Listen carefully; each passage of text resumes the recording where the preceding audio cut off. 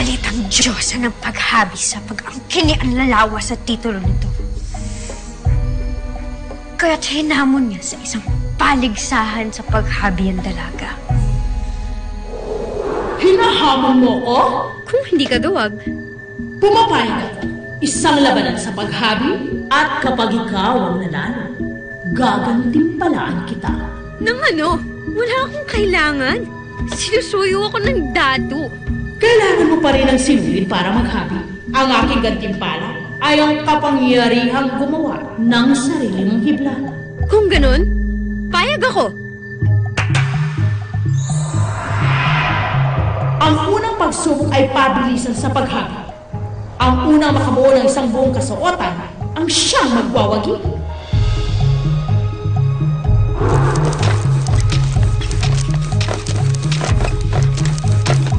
Tapos na ako. Hindi! Hindi ito maaari! Dinaya mo ko! Huwag kang pikon ng lalawa. O baka naman, nais mo nang sumuko. Hindi ako susuko. Mabuti kung gayon. Simulan ang pangalawang pagsubok. Sa pangalawang pagsubok ay magpaparamihan tayo ng mga mahahabi sa loob ng sanlaksang sandali. Simulan na!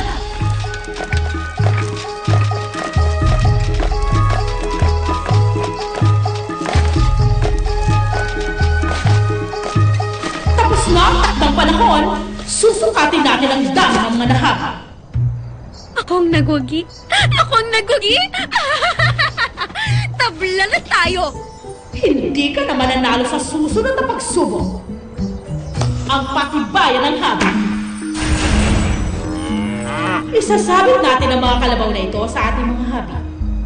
Ang hindi masisiraan ng habi ang siyang magwawagi at tatawaging Diyosa ng paghabi.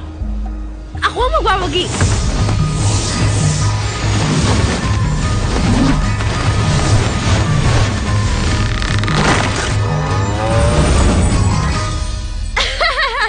Nasira ang habi mo?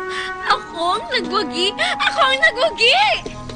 Binabati kita, ang lalawa. Ikaw nga ang nagwagi. At ibibigay mo sa akin ang aking gantimpala! Oo. Ibibigay ko sa iyo ang kapangyarihan na lumikha ng sarili mong hibla. At natupad nga ang pangako ng Diyosa ng paghabi. Ano nangyayari sa akin? Ibinibigay ko ang iyong gantimpala. Ah! Ano to? Bakit ako nagkakaroon nito? Pinutupad ko ang aking pangako. Inama! Tulungan niyo ako! Tulungan niyo ako! Nagkaroon ako ng kapangyarihan na gumawa ng sariling hibla. 8 mga galamay na ginagamit sa panghabi.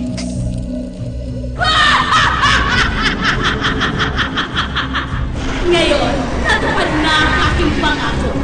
Ano na lawa ang Diyosa ng mga manghahabi!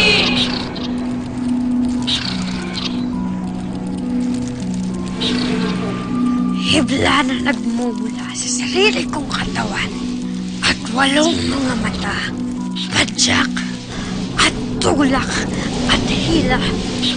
Ang buhay ay parang paghabi.